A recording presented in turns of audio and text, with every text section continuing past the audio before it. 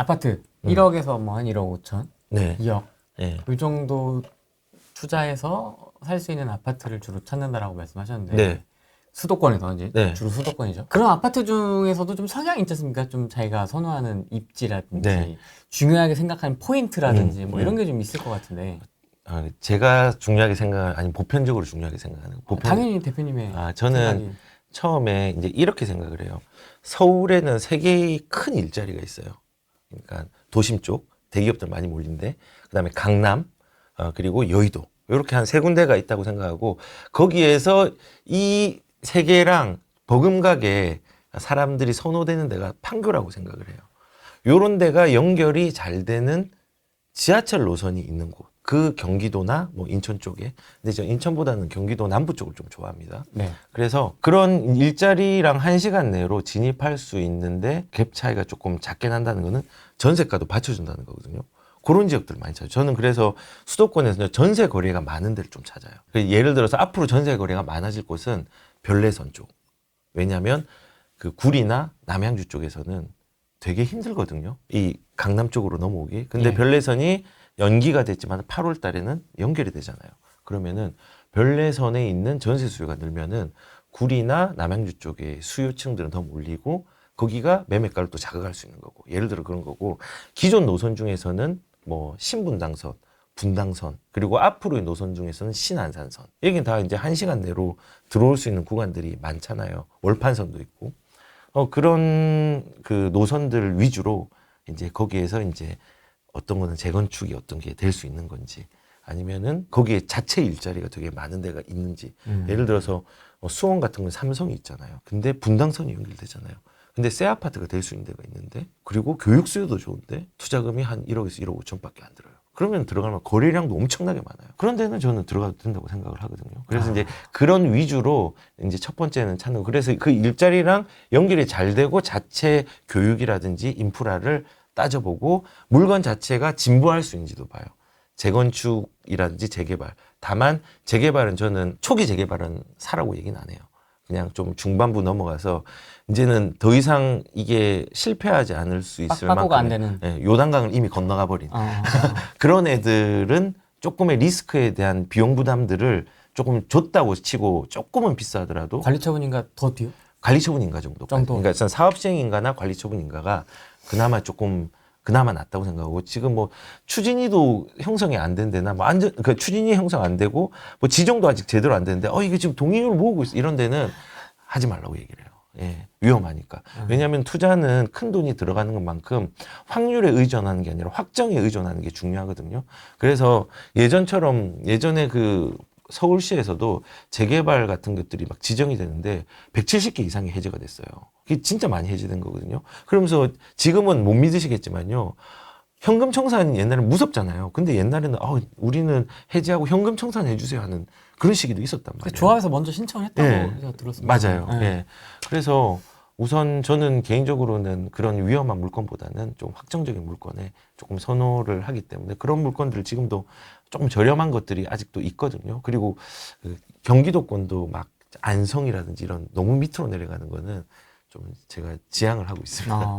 예, 그렇습니다. 그래서 일단은 수도권은 그러면 구체적으로 강론을 얘기한다고 하면은 뭐 지금 투자금이 좀 작게 들어갔는데 시흥 쪽에도 조금 있는 것 같고 안산 쪽에도 있는 것 같고 수원 쪽에도 좀 있는 것 같고 그다음에 인천은 되게 많아요. 인천은 많은데 인천도 저는 웬만하면 부평이나 아니면은 저 송도 쪽이나 아니면은 서구 쪽 뭐 요런 지역 말고는 조금 조심해야 되는 데가 그렇죠. 좀 일반적으로. 많다라고 이제 생각을 하고 그래서 그 하급지에 간다고 하면은 그래도 그 안에서 거래량이 충분히 일어나고 어차피 서구도 서울과의 연계성들이 좀 있는 데고 송도 또 서울의 연계성이 있는 데고 부평도 서울과의 연계성이 있는 데잖아요. 그런 식으로 저는 일단은 서울을 중심으로 서울이 흡수를 하기 때문에 연계성이 좋다라고 판단되는 데를 우선 봅니다. 네. 그럼 일단 일자리 베이스로 한번 쫙 스캔을 하고, 그렇죠. 뭐 별내선이 됐든, 네. 뭐 판교 쪽에 접근성이 좋든 뭐가 됐든 일단 일자리로 스캔 한번 하고, 네. 그다음에 개별 아파트의 입지, 네. 그 자체 동네에서의 수요도 한번 보고, 그다음에 그렇죠. 그 개별 물건의 발전 가능성. 네. 이게 새 거가 될지, 네, 더 그렇죠. 이쁜 애가 될지, 그렇죠. 뭐 이런 것도 좀 보고. 그래서 제가 대지 지분이라든지 이런 것들 정리를 항상 다 해놓거든요. 어. 파일로 다 했어요. 그래서 뭐 예를 들어서 이런 거요. 그 저번에도 제가 퀴즈를 낸 건데 대지 지분이 전국적으로 제일 많은 아파트가 어디일까? 과천에 있거든요. 그래요? 과천주공 10단지 30평이 대지 지분 40평이 넘어요. 어? 이게 그런 거예요. 그런 게 있구나. 예, 대지 지분이 예전에 지금은 롯데캐슬로 재건축이 되었지만요. 철산동의 철산주공 7단지 같은 경우가 지금은 10평짜리가 대지 지분이 거의 20평 가까웠거든요. 그러니까는 그거는 이제 추가 분담금이 없는 타입들이 좀 꽤 많았어요. 잘 안 될 수가 없었겠네요. 예. 그래서 일단은 그런 것들을 정리해서 이제 그 가능성들을 저는 판단을 또 하는 거죠. 예, 그래서 잠재성이 이제 지금 추가 분담금 때문에 사람들이 막 불안해하고 하는데 굉장히 힘들어하죠. 예, 근데 지금 이게 아픈 통과 의뢰예요. 예전에도 이런 시장들이 있었거든요. 아픈 통과. 예, 그래서 이 아픈 통과 의뢰 지나고 가격을 적응하는 시기들이 분명히 사람들이 있을 건데 그때 되면은 이 통과 의뢰가 지난 다음에 그때 샀으면 좋았을 걸. 반포자이 같은 경우도 분양가가 9억인데 추가 분담금 많았거든요.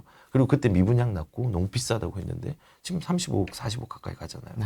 그러니까 우리가 지금 현재의 고통과 가격을 보고 적응을 못해서 어려워하는 것보다 미래의 관점에서 인플레이션이 통화량이 팽창하면서 인플레이션이 됐다라는 관점에서도 5년 뒤, 10년 뒤를 봐야 돼요.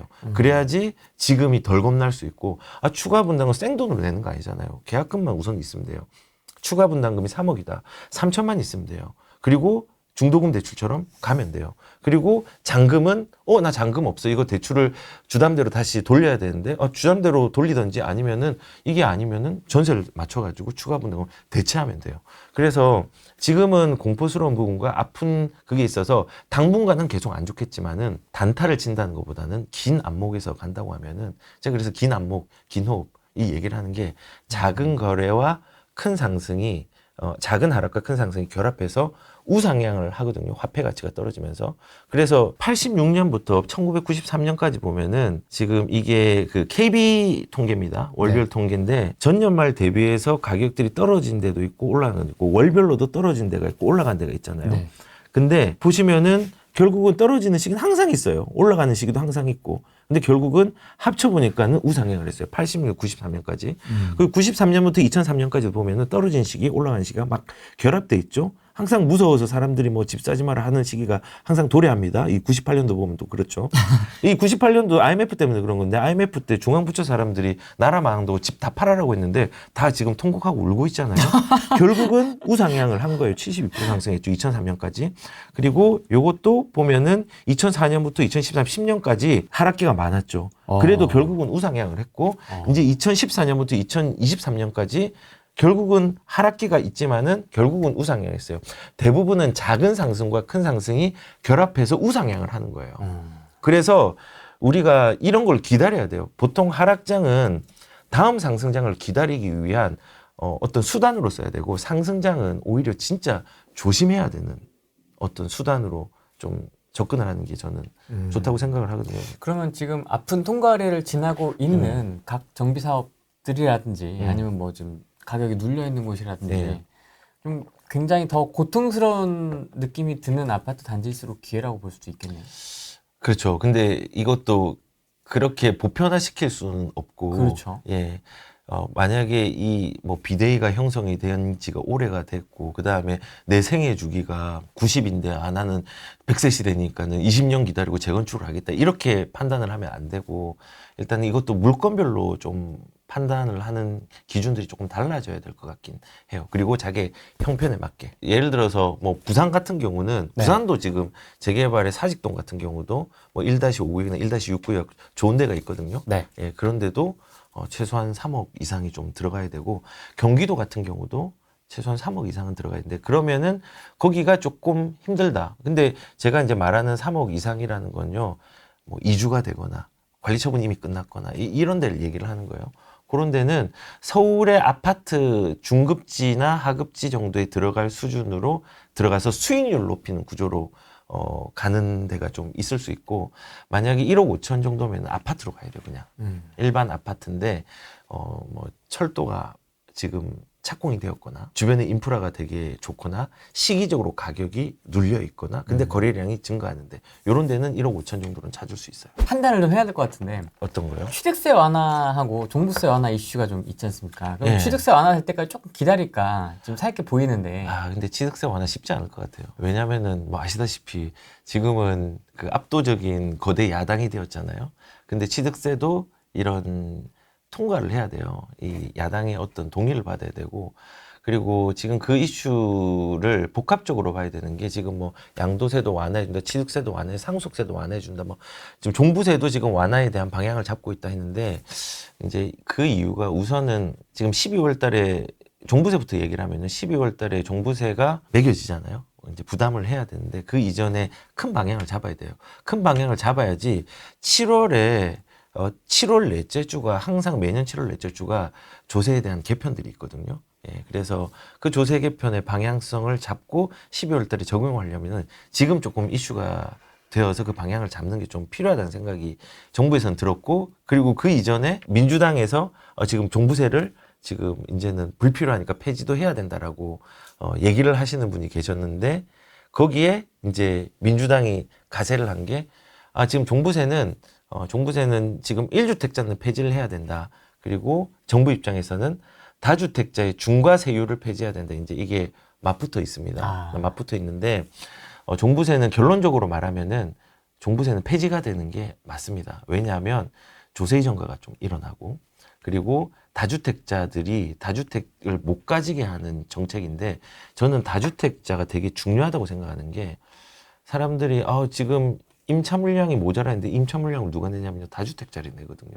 그러니까는 그런 효과를 발휘할 수 있는 부분들을 계속 구현해주고 수급 조절을 만들기 위해서는 우선 종부세는 조금은 완화를 시키거나 아니 완전히 폐지를 해야 된다는 생각이 듭니다. 그리고 종부세를 폐지를 하지 않고 지금 민주당이 원하는 1주택자만 폐지를 한다고 하면 문제가 뭐가 생기냐면요. 똘똘한 한 채가 가격이 올라가게 됩니다. 왜냐하면 다주택자들은 뭐 안 된다. 1주택 되면요. 그러면은 나는 똘똘한 한 채로 큰 거 사가지고 보유세가 줄어들었으니까 나 이거를 계속해야지 하면서 돈 많은 수요자들이 거기에 몰리게 되는 부분들이 있죠. 그리고 종부세만 폐지를 해주면 또 안 됩니다. 왜냐하면 종부세만 폐지해주면요. 종부세 폐지했네? 그러면은 보유세가 완화되고 폐지가 됐으면은 나 돈 많이 안 드네. 그러면은 나 이거를 거래 안 하고 이거 내 좋은 물건이니까는 가지고 있어야지 하면서 가격들이 취득도 안 하고 양도도 안 한 상황이 수요자들이 이제 보유만 하는 상황들이 조금은 더 확률적으로 많아지기 때문에 그것도 또 집값들을 또 움직일 수 있는 여건이 됩니다. 그래서 결론적으로는 종부세만 완화해야 된다. 이게 아닙니다. 취득세도 거래를 원활하게 할 수 있도록 완화를 시켜줘야 되고 종부세도 거래를 하고 보유에 대한 뭐 이용료는 조금은 내야 되겠지만은 과도하지 않게 되면은 조금 보유하는 사람도 생길 거고 그 다음에 이 보유한 사람이 필요할 땐 또 이동을 해야 되잖아요. 그러면 양도하는 사람이 생길 거고 그래서 이 세 개를 같이 해야지 안정적으로 거래량이 나오고 급등이나 급락이 안 나올 수 있어요. 그래서 지금 종부세에 대한 부분만 건드리고 있지만은 뭐 방향도 취득세든지 뭐든 나오게 한다고 하지만 결론적으로는 이걸 종합적으로 다 해야지 시장의 안정화를 좀 유도를 할 수 있다라고 저는 생각을 합니다. 그렇게 종합적으로 생각할까요? 못해요. 왜냐면은 취득세 하면은 거래량 많이 늘어나니까 지금 그거에 대해서도 정부도 좀 조심스럽게 하지만 지금 야당에서 반대를 하잖아요. 그래서 취득세는 그렇게 종합적으로 생각은 하지만은 실행에 옮기기는 어렵고 원래 뭐 2022년도, 2023년도도 취득세 완화하겠다는 못하고 있잖아요. 하려고 하는 방향과 정책 발표는 했지만은 야당에서 막으니까는 못한 거고 보유세도 뭐 재산세랑 그 종부세를 합치겠다 했지만은 그거 못 합치고 약간 세율 구간 내리고 대통령이 시행령으로 할 수 있는 공정가액 비율 같은 것만 줄이고 그 다음에 공제만 9억에서 12억으로 하고 그것밖에 못했거든요. 네, 그래서 아마 이게 협치가 일어나야 되는데 협치가 되지 않는 한 종합적으로는 되지 않을 것 같고 시장이 진짜 완전히 바닥으로 떨어져요. 그러면 종합적으로 생각할 거예요. 왜냐하면 거래량이 정부에서 원하는 거는 거래량이 떨어지는 걸 원치 않아요. 그리고 너무 급하게 올라가는 거 내려가는 거 둘 다 원치 않거든요. 그 균형을 맞추기 위해서는 시장이 진짜 종말장이 온다고 하면은 좀 그거에 대해서 정말 종말장 2022년도 같은 종말장 있잖아요. 거래량 막 600건 나오고 뭐 이럴 때 있었잖아요.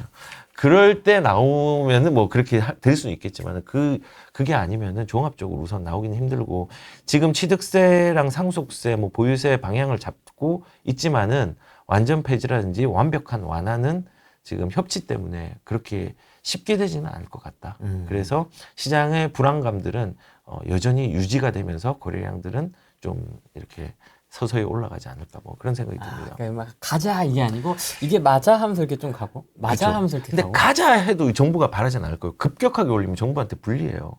그러니까는 이거를 완급 조절을 하면서 간다는 생각도 좀 들긴 해요.